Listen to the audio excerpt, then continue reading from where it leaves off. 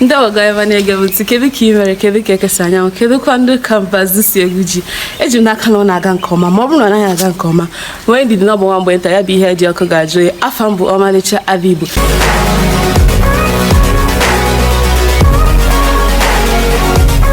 isiokwu anyị tata ihe m bịara igwe anyị tata bụ ngwa egwu ịghọta ngwa egwu ka m bịara ịkụziri anyị tata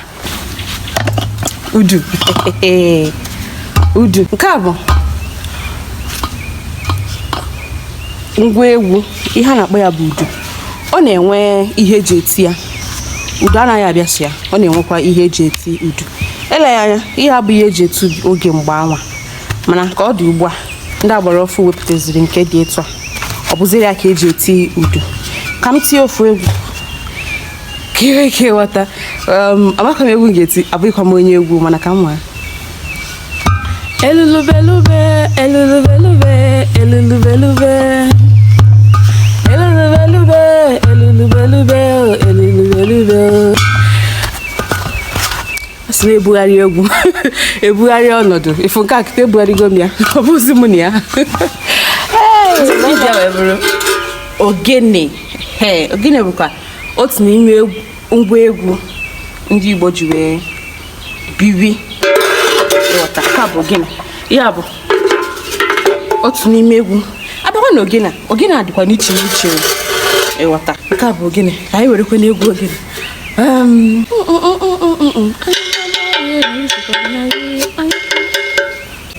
ọ bụrụ mmụọ ndị obodo m mmụọ na-apụta na ihe ị ga-anụ ebe a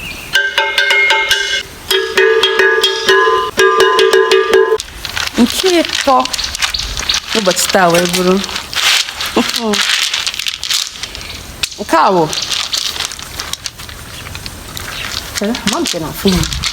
nke a bụ ịchaka ihe eji mee ya mkpụrụ ebe ihe dị ebe a nke bụ ezigbote nke Igbo ọ bụghịkwa nke ụdịrị nke a na-etinye nkịta nke a bụ ezigbote ịchaka ochie ihe eji eme ezigbo ịchaka mgbe anwa na nke ya fịa ihe eji eme ya bụ ihe ube ọnwụ ube a na-akpọ ube mgba ube a na-adịcha kirikiri ọ na-adị kirikiri na ya dị ojii ya bụ ube mgba anwa eji eme ịchaka oge anwa ihe dị ịchaka oge ahụ tupu ebido malitewe tinyebe nke rọba a na-etinye nkịta mana nke a bụ ihe bụ ịchaka ịma ihe anyị ga-eme anyị ga-eji ya tie egwu ya bụ na ije n'uru egwu mebi ịchaka ose ihe anyị dasọ n'ịchaka ose ezi nwamba nọ ebe I have a letter with a proper information eleghị anya ya agara m ebe ọzọ ị na-anya fụ na ebe anyị nọzi ugbu a abụghị ebe anyị nọ wee na-eme ndị nke ọzọ ya bụ na anyị gara ebe ọzọ ka anyị nwee ike chọtanwu ọtụtụ ngwa egwu ndị Igbo nwegasịrị n'ihi na ọtụtụ n'ime ha abụghịzi ihe eji eme ihe n'uwe ugbu a tupu m chọta ndị nke akịta m chọrọ igosi unu dịka ihe fịasịkwara m arụ ịghọtara ọzọ dịka ịbịa wee bụrụ nke anọ nwere oghere abụọ ị na-anya n'ime oghere nke a na oghere nke anọ ihe eji mee nke a bụ osisi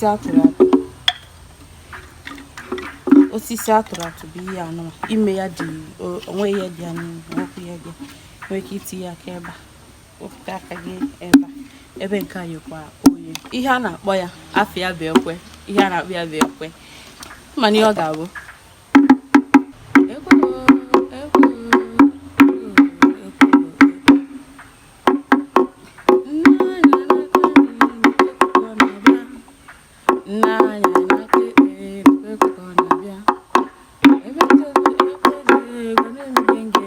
ọzọ dịka ịbịa wee bụrụ nwere ike ịtụpụ ana mana ka nchigesi gị bụ ya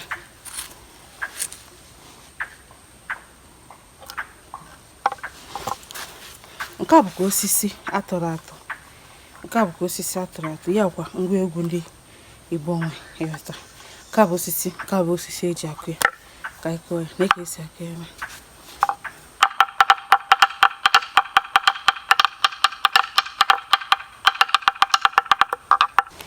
nke anọ na ka ọ na-adị efu ya atọ ka ọ na-adị ọkwa ndị na-akarị atọ mana nke a bụ atọ ka o kwesịrị ịdị ma eleghị anya ọ sị na etipugoro ya nke ikpeazụ ya bụ na nke ikpeazụ adịghịzi ịbụ aka ọ dị ugbu a afọkwa ime ihe m ga-eme na m chọrọ igosi gị ka ọ dị ịghọta ka anyị tinye na ịma ihe ọ ga-abụ.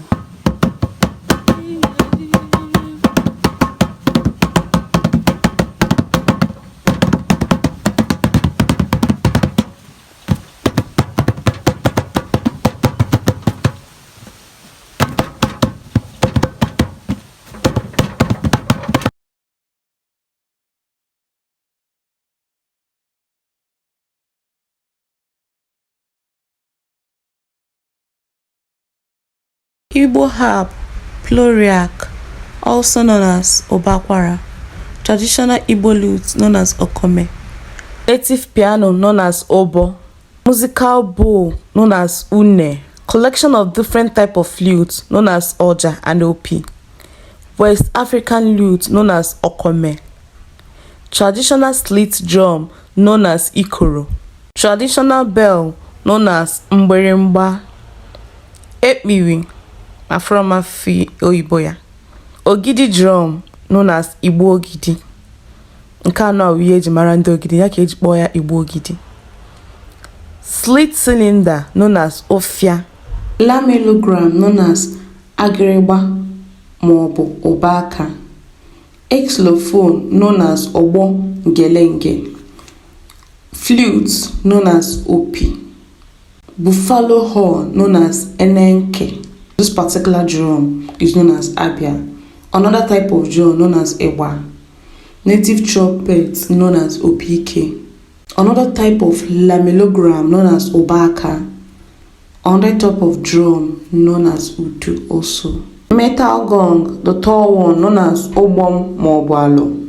Interlope horn known as mpualo. Another type of drum known as udu. Daalụ maka isonyere n'ihe onyonyo anụ a. Ana m atụ anya na ị ga-esekwa m ihe onyonyo ndị ọzọ na-abịanụ. Ka emesịanụ.